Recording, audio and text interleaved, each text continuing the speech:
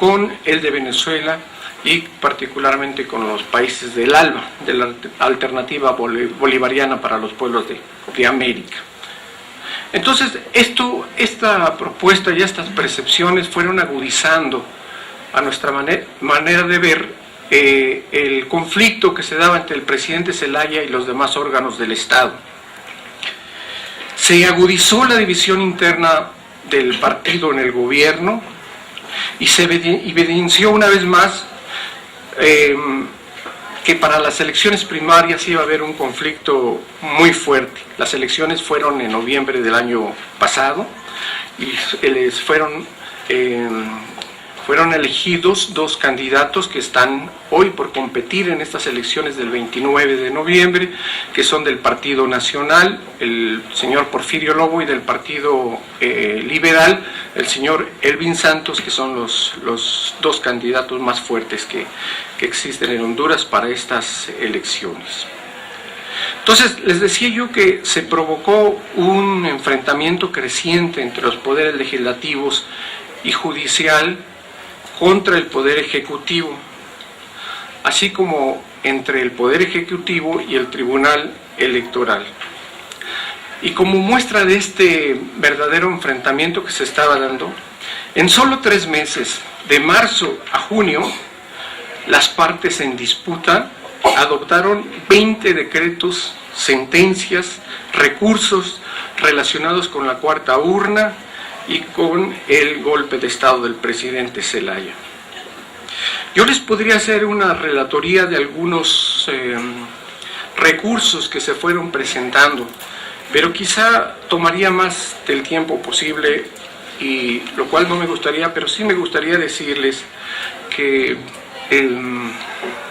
el presidente Zelaya, a nuestra manera de ver, fue siendo cercado por ciertos recursos judiciales, recursos políticos, le establecieron un verdadero cerco, y yo iba viendo con preocupación cómo el presidente se iba quedando solo, y se llegó incluso a confrontar con las Fuerzas Armadas.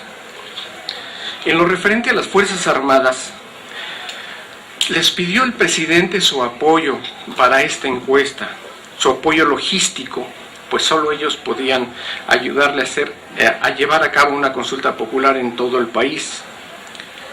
Pero el ejército se encontró entre dos órdenes, una que le daba el presidente Zelaya para hacer esta encuesta y otra en la que la Suprema Corte de Justicia le prohibía hacer esa encuesta porque la catalogaba de ilegal y de que estaría violando la Constitución. Entonces esta fue una fuerte presión, particularmente para el general Romeo Vázquez, jefe del Estado Mayor Conjunto, y tales peticiones y presiones a las Fuerzas Armadas, pues realmente a nosotros nos iban sorprendiendo, porque parecían que ese largo y costoso camino de mantener a las Fuerzas Armadas en el lugar que les corresponde y no meterse al ámbito civil y político, hoy estaba en peligro en esta patria que es Honduras. Y bueno, como ustedes los conocen por los medios, finalmente el general Romeo Vázquez, titular de las Fuerzas Armadas, finalmente decidió atender el llamado no del presidente, sino de los otros órganos del Estado, y tomar una decisión más que una decisión, acatar la orden de captura que se hizo el día 28 de junio para detener al presidente Zelaya. Nosotros les decíamos que habíamos escuchado ya rumores de golpe de Estado, se decía que desde días anteriores ya estaba la orden de captura, pero finalmente fue hasta el 28 de junio, un domingo, que nosotros a las 6:30 de la mañana nos despertábamos con las noticias y los telefonemas que nos llegaron de que pues estaba detenido el presidente Zelaya y no se sabía dónde estaba. Sí, les cuento rápidamente que nosotros fuimos a la embajada, estuvimos viendo, hay algunas peticiones de asilo político, de protección de algunos ministros, y estamos preocupados también por los mexicanos que pudieran alarmarse o querer salir del país, etcétera. Nosotros nos tratamos de decir que esto todavía, a nuestro juicio, no merecía que se mandara un avión, como querían algunos que se mandara un avión para que salieran del país, etcétera. Pero sí estuvimos al pendiente ese día de algunas peticiones que se hizo, por ejemplo, para la canciller.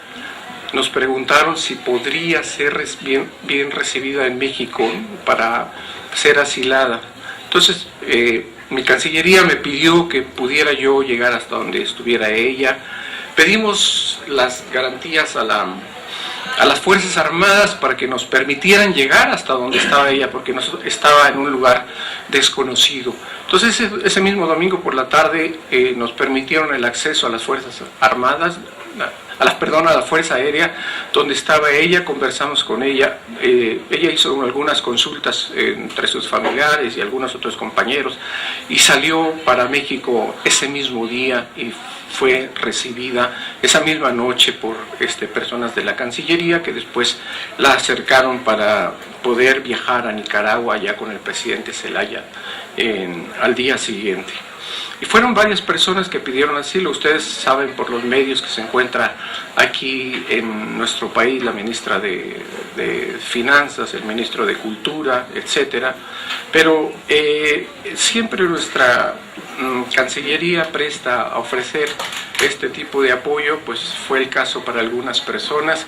Y nosotros, pues como lo comentaba el embajador Piña, pues yo tuve que salir el mismo día. Desde entonces estoy fuera del país, de Honduras, porque tuve que salir el día 29 de noviembre, es decir, 29 de junio.